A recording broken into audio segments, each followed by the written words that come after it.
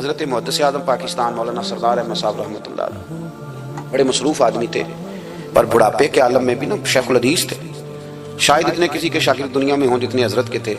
ہر جمعرات کو فیصل آباد سے لاہور آتے تھے، داتا صاحب کے مزار پہ آتے تھے ہر جمعرات. یہ چند دن پہلے ہمارے ایک بزرگ افریقہ سے آئے ہوئے تھے، افریقہ سے. تو پوچھا حضرت جی خیریت سے آنا ہوا؟ تو کہنے لگے پہلا مقصد تو داتا صاحب کے مزار پہ حاضری دینا اور باقی اس کے بعد ہے. تو ہر جمعرات کو حضرت محدث اعظم رحمۃ اللہ علیہ آتے تھے، ہر جمعرات. ایک مولوی صاحب نے ایک دفعہ شوشہ چھوڑ دیا لاہور میں کہ داتا صاحب کی قبر تو قلعے میں ہے.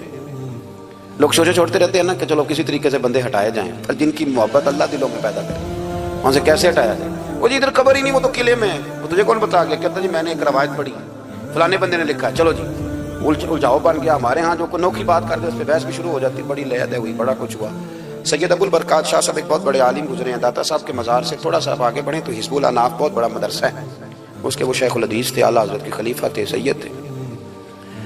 حضرت مولانا سردار احمد صاحب اسپیشل فیصل آباد سے آئے، سید صاحب کو وہاں سے ساتھ لیا. داتا صاحب کی مسجد کا اسپیکر کھولا اور کھول کے فرمانے لگے جس بندے کو شک ہے نا کہ داتا صاحب یہاں موجود نہیں، قلعے میں ہیں، وہ آ جائے.